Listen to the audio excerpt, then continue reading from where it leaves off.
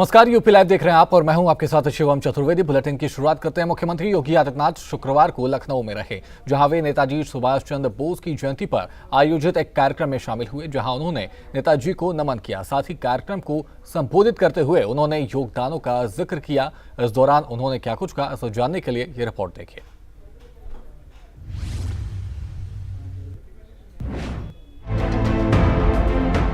नेताजी सुभाष चंद्र बोस की जयंती पर लखनऊ में पुष्पांजलि कार्यक्रम का आयोजन हुआ, जिसमें मुख्यमंत्री योगी आदित्यनाथ बतौर मुख्य अतिथि कार्यक्रम में शामिल हुए, जहां उन्होंने सुभाष चंद्र बोस की प्रतिमा पर पुष्प अर्पित कर श्रद्धांजलि दी।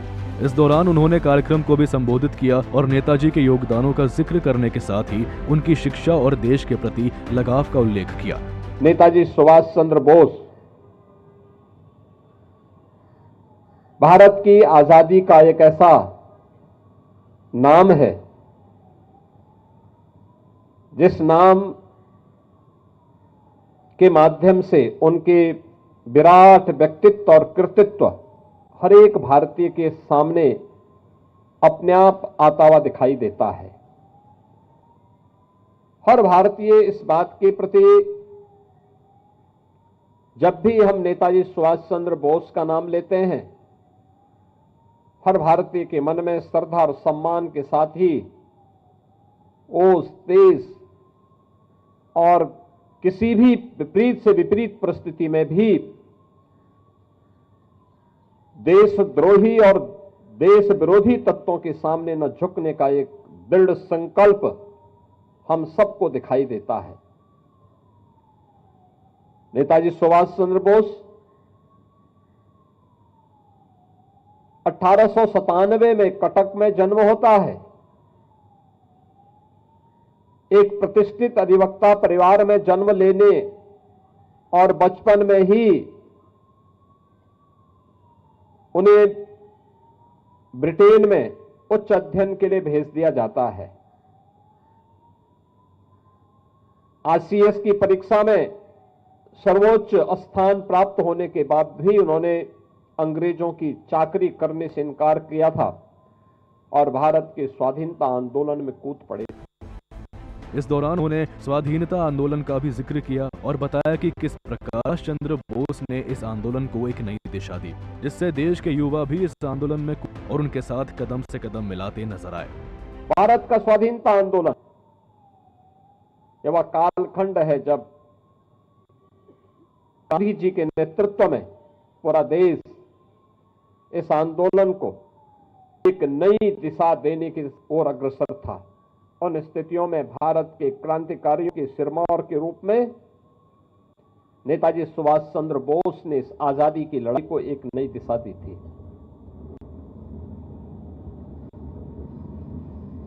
उनका विराट व्यक्तित्व हर भारतीय को प्रेरित करता था। भारत के अंदर हो या भारत के बाहर, उन्होंने भारत की आजादी के लिए जो योगदान किया, उनका एक एक शब्द अपने आप में आजादी के आंदोलन का मंत्र बन गया। याद करिए ना, उन्होंने उस समय कहा था, भारतवासियों का आह्वान किया था कि तुम मुझे खून दो, मैं तुम्हें आजादी दूंगा। यह भारत की आजादी का एक मंत्र बन गया। उनका उद्घोष दिल्ली चलो का आज भी हर भारतीय को प्रेरित करता है।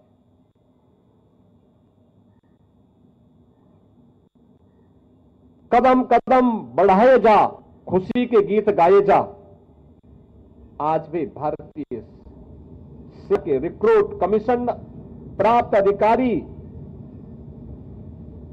अपने दीक्षांत समारोह में बड़े शान के साथ हर भारत का सैनिक इस गीत को आज भी गाता है। यह भी नेताजी सुभाष चंद्र बोस की देन है। गौरतलब है कि सुभाष चंद्र बोस की जयंती को हम हर शौर्य दिवस के रूप में मनाते हैं, जो प्रमुख भारतीय स्वतंत्रता सेनानी नेताजी सुभाष चंद्र बोस के जन्मदिन को चिन्हित करता है, जिन्होंने देश की आजादी में एक महत्वपूर्ण भूमिका निभाई। ब्यूरो रिपोर्ट, सूर्य समाचार।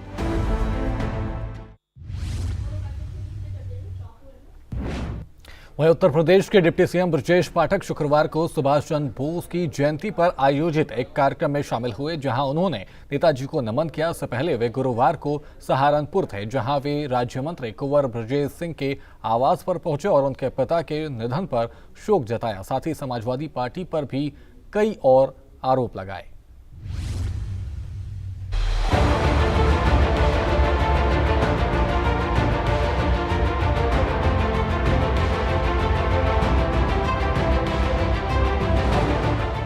उत्तर प्रदेश के उप मुख्यमंत्री ब्रजेश पाठक लखनऊ पहुंचे, जहां वे सुभाष चंद्र बोस की जयंती पर आयोजित कार्यक्रम में शामिल हुए, जहां उन्हें सम्मानित किया गया। इसके बाद उन्होंने मीडिया से भी बात की और प्रदेश वासियों को सुभाष चंद्र बोस जयंती की शुभकामनाएं दी। साथ ही पीएम मोदी के नेतृत्व का भी जिक्र किया, जिनके साथ युवा कदम से कदम मिलाकर चलने को तैयार है। महानायक नेताजी सुभाष चंद्र बोस जी की जयंती के अवसर पर प्रदेशवासियों को बहुत बहुत बधाइयां देता हूं, उनकी स्मृतियों को नमन करता हूं। ब्रिटानिया हुकूमत से मां भारती को मुक्त कराने का जो उन्होंने बीड़ा उठाया था, आज भी देश और दुनिया के युवाओं को प्रेरणा देता है। जहां जहां आजादी के संघर्ष होते हैं, नेताजी सुभाष चंद्र बोस जी की स्मृतियां उनको प्रेरणा देने का काम करती हैं। प्रदेश सरकार की तरफ से मैं उनके चरणों में श्रद्धा समर्पित करता हूं और प्रदेशवासियों से अपील करता हूं कि मां भारती के तिरंगे को आदरणीय प्रधानमंत्री नरेंद्र मोदी जी ने जिस ढंग से दुनिया के सर्वोच्च शिखर पर विकसित भारत के संकल्प के साथ पूरा करने का बीड़ा उठाया है, प्रदेश का युवा, देश के युवा सभी लोग आदरणीय प्रधानमंत्री नरेंद्र मोदी जी के साथ कंधे से कंधा मिलाकर काम करने के लिए तैयार है। लखनऊ से पहले ब्रजेश पाठक सहारनपुर पहुंचे, जहां उन्होंने एक तरफ प्राथमिक चिकित्सा स्वास्थ्य केंद्र का निरीक्षण किया और मौके पर मौजूद अधिकारियों को कई निर्देश भी दिए।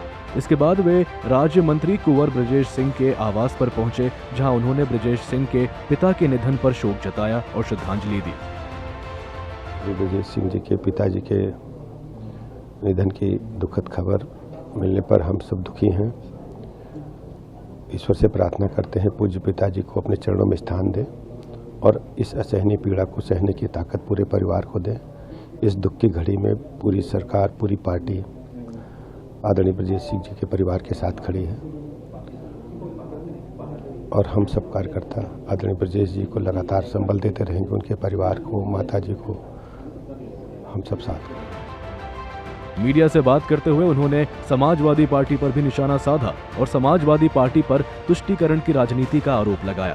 साथ ही कहा कि समाजवादी पार्टी सनातन धर्म को वोट के लिहाज से देखती है, जो गलत है।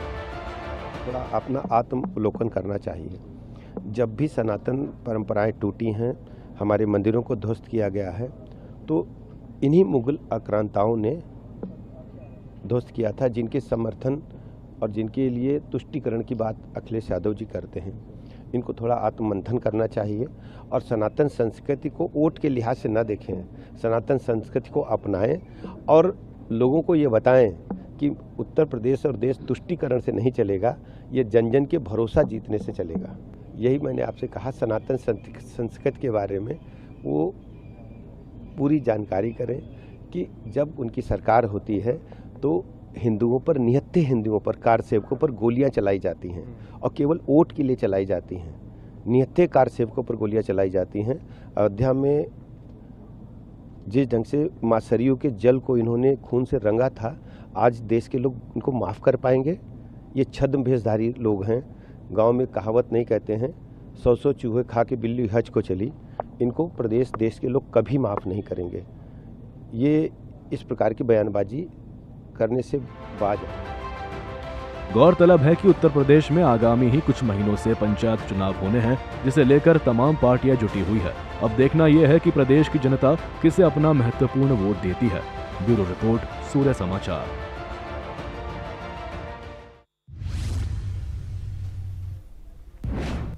वहीं कोड एंड कफ सिरप मामले में पुलिस की बड़ी कार्रवाई देखने को मिली है। आपको बता दें कि शुभम जायसवाल के माता पिता और पत्नी की संपत्ति की जब्त की गई है। वहीं कोर्ट के निर्देश पर पुलिस का एक्शन भी देखने को मिला है और वाराणसी के महमूरगंज इलाके में हुई है ये कार्रवाई। आपको बता दें कि 25 करोड़ से ज्यादा कीमत की संपत्ति की गई है जब्त। तो कोड इन कफ सिरप मामले में पुलिस की बड़ी कार्रवाई देखने को मिली है। शुभम जायसवाल के माता पिता और पत्नी की संपत्ति जो है उसे जब्त कर ली गई है। वहीं कोड इन कफ सिरप मामले में ये बड़ी कार्रवाई जहां पर 25 करोड़ से ज्यादा कीमत की संपत्ति को जब्त किया गया है। और आपको बता दें कि वाराणसी के महमूरगंज इलाके में हुई है ये कार्रवाई।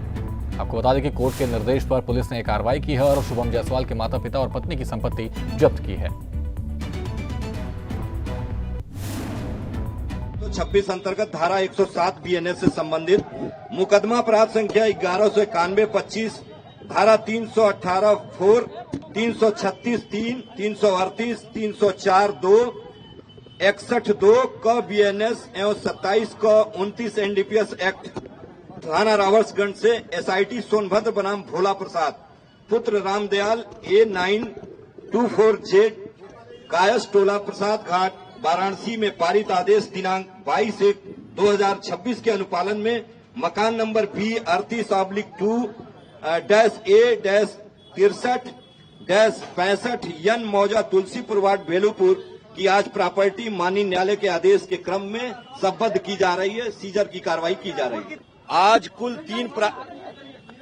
कुल तीन प्रॉपर्टी हम लोग सीज करेंगे जो लगभग 28 करोड़ 50 लाख की प्रॉपर्टी है। वहीं उत्तर प्रदेश में कानून व्यवस्था को लेकर न्याय प्रणाली हो या प्रशासन लगातार एक्शन मूड में नजर आते हैं, जिससे अपराधियों को सबक मिल सके और उन लोगों के बीच कानून का डर कायम हो। आखिर कैसे, इसे जानने के लिए ये रिपोर्ट देखिए।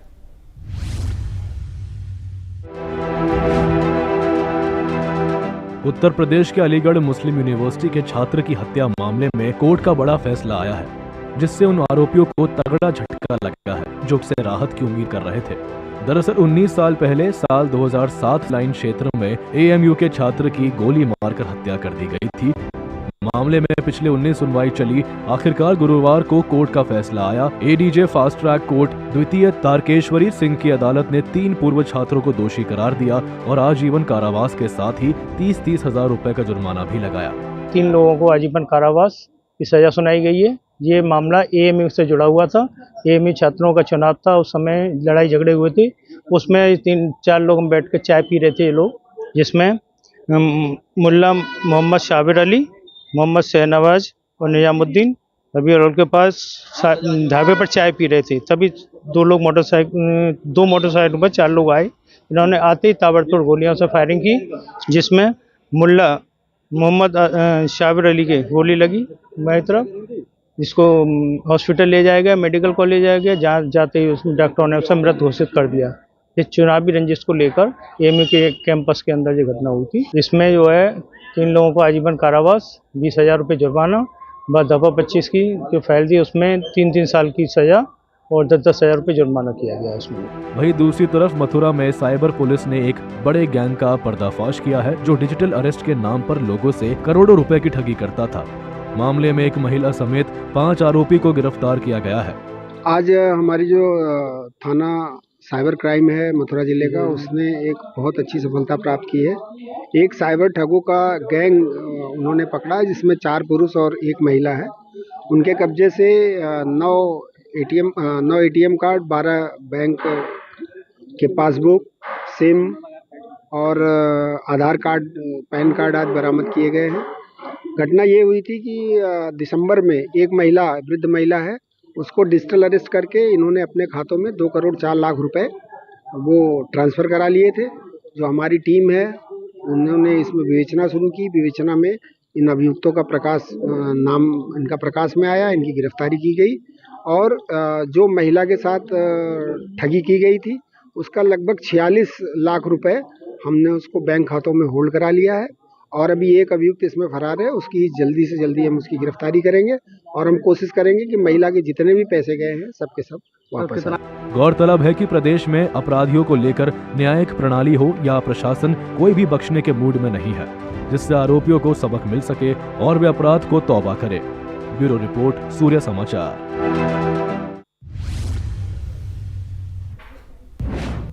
वहीं नोएडा के 20 स्कूलों को बम से उड़ाने की धमकी मिली है। मौके पर पहुंची बम और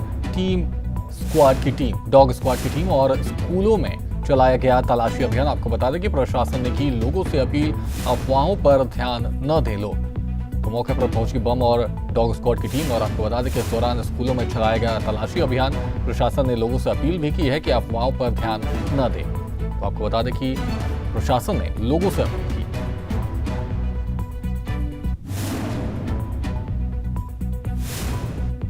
माध्यम से थ्रेट की सूचना प्राप्त हुई है। जैसे ही सूचना प्राप्त हुई, इस पर त्वरित कार्रवाई करते हुए जो भी बम डिस्पोजल स्क्वाड के माध्यम से, एएस चेक टीम के माध्यम से, डॉग स्क्वाड के माध्यम से स्थानीय पुलिस और सीनियर ऑफिसर्स लगातार मौजूद रहकर विभिन्न स्कूलों में चेकिंग करा रहे हैं और अभी तक चेकिंग में कोई प्रतिकूल बात नहीं आई है। जो ईमेल प्राप्त हुआ है उसकी तकनीकी उसका एनालिसिस कराई जा रही है। साइबर फोरेंसिक्स के लिए उसको टीम को लगा दिया गया है और कहीं किसी प्रकार की कोई अप्रिय बात अभी तक प्रकाश में नहीं आई है। लगातार चेकिंग जारी है। अभिभावकों से अनुरोध है कि किसी प्रकार की पैनिक में आने की आवश्यकता नहीं है, अफवाहों पर कोई ध्यान देने की आवश्यकता नहीं है।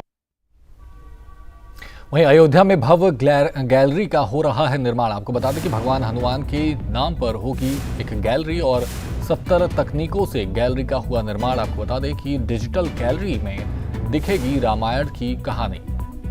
भगवान हनुमान के नाम पर एक गैलरी और डिजिटल गैलरी में दिखेगी रामायण की कहानी। तो अयोध्या में भव्य गैलरी का हो रहा है निर्माण। राष्ट्रीय राम कथा संग्रहालय में हनुमान जी की हमारे 20 गैलरियां, 20 वीथ के, और हनुमान जी की गैलरी जो है इसका नाम हमने लिखा है ओडिसी ऑफ हनुमान। यहाँ हनुमान जी का जो प्रयाण है वो एडवेंचर जो उनका है संजीवनी लाने के आते हैं, इसको परिदृश्य में रखने का कार्यक्रम बनाया हमने। और ये दुनिया का पहला संग्रहालय होगा जो 7D टेक्नोलॉजी में 7D टेक्नोलॉजी को यूज कर रहा है, प्रयोग कर रहा है। और 7D टेक्नोलॉजी में आप जब देखेंगे तो हनुमान जी की ये गैलरी जो हनुमान के कार्यकलाप से संबंधित है अपने आप में व्याख्यायित हो जाएगा। दुनिया विशिष्टतम गैलरियों में से एक है। मैं समझता हूँ कि विश्व में पहली गैलरी हमारी होगी किसी म्यूजियम में जहाँ की 7D टेक्नोलॉजी यूज हो रही है। वहीं बसंत पंचमी के मौके पर लाखों की संख्या में संत और श्रद्धालु प्रयागराज पहुंचे, जहां उन्होंने आस्था की डुबकी लगाई और प्रशासनिक व्यवस्था की जमकर तारीफ की। साथ ही सनातन धर्म को लेकर भी लोगों से बड़ी अपील की। ये रिपोर्ट देखिए।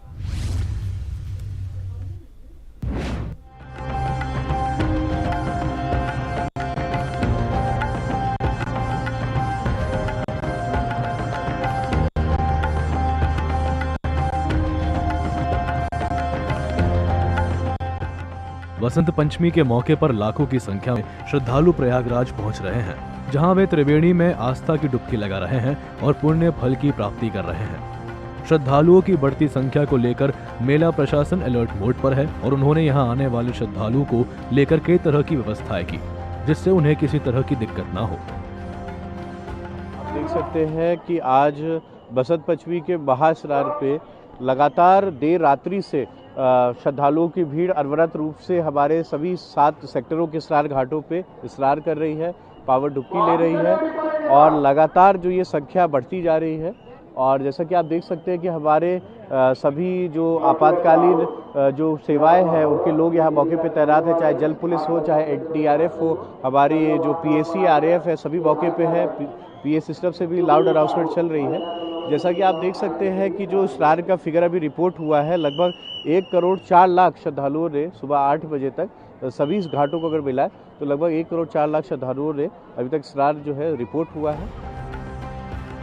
बसंत पंचमी को लेकर यहां आने वाले श्रद्धालुओं में भी काफी उत्साह देखा जा रहा है, जो इस पावन स्नान में शामिल हो रहे हैं और देश प्रदेश की सुख समृद्धि की कामना कर रहे हैं। गंगा जी के स्नान के लिए आया हूँ और यहाँ इलाहाबाद यूनिवर्सिटी में पढ़ाई भी कर रहा हूँ। आज बसंत पंचमी के पर्व पे हमने जो है स्नान प्राप्त किया और स्नान करके जो हमने यहाँ का जो पुण्य अर्जित किया। हमें कोई मनोकामना नहीं है, बस संसार का कल्याण हो और हमें कोई मनोकामना नहीं है। आज गंगा स्नान करने के लिए संगम, गंगा जी का संगम स्नान का बहुत महिमा है, इसलिए बसंत पंचमी तिथि है, इसमें साधु संत नहाना जरूरी है सब, इसलिए सब श्रद्धालु भी आए हैं। असीम कृपा है जो कि योगी जी और मोदी जी व्यवस्था बहुत अच्छा सुरक्षा रखे हैं, व्यवस्था भी तगड़ा है। जनता बहुत आराम से आ रहे हैं, स्नान कर रहे हैं, आराम से जा रहे हैं, इस बार कोई दिक्कत नहीं।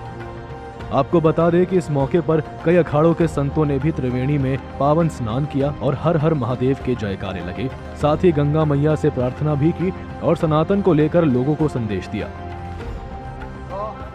हमारा सनातन धर्म के अनुसार सभी अखाड़े के सभी साधुओं ने एकजुट बना के माँ गंगा, जमुना, सरस्वती, गोदावरी, नर्मदा, कावेरी, क्षिप्रा और माई में गोता मारा त्रिवेणी संगम में सभी के भक्तजनों से और महात्माओं ने सभी खड़ दर्शन समाज श्री शंभुपंत दशनाम आह्वान अखाड़े के नेतृत्व में और किन्नर सनातन धर्म किन्नर अखाड़े सभी मिलके जो है 7वां स्नान की। आज बसंत पंचमी के पावन अवसर पे हमारा सनातनी किन्नर अखाड़ा और आह्वान अखाड़ा ने संयुक्त रूप में हम लोग गंगा जी के संगम नोज में आके स्नान किया। ये करने का मेन उद्देश्य विश्व शांति के लिए, जन जन के कल्याण के, राष्ट्र की उन्नति के लिए, प्रगति के लिए और हमारे गौ माता राष्ट्र माता के रूप में इनको माना जाए और हमारा राष्ट्र हिंदू राष्ट्र बने।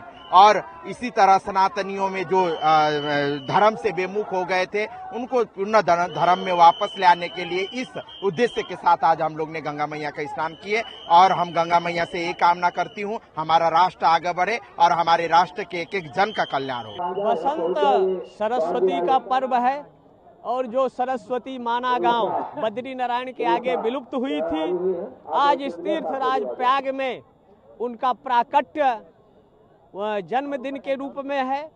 तो यहाँ चौथा स्नान प्रयागराज का बसंत पंचमी का यहाँ चल रहा है, जहाँ लाखों लोग स्नान कर रहे हैं, सरस्वती के बीज मंत्रों का ध्यान कर रहे हैं, मेडिटेशन कर रहे हैं।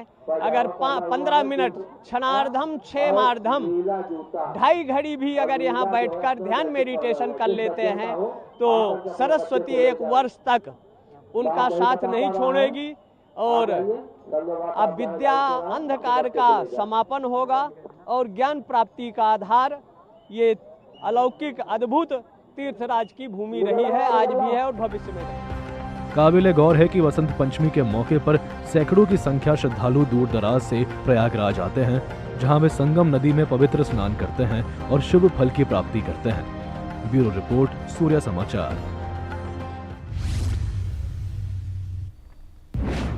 फिलहाल यूपी लाइव में इतना ही। आप बने रहिए सूर्या समाचार के साथ। नमस्कार।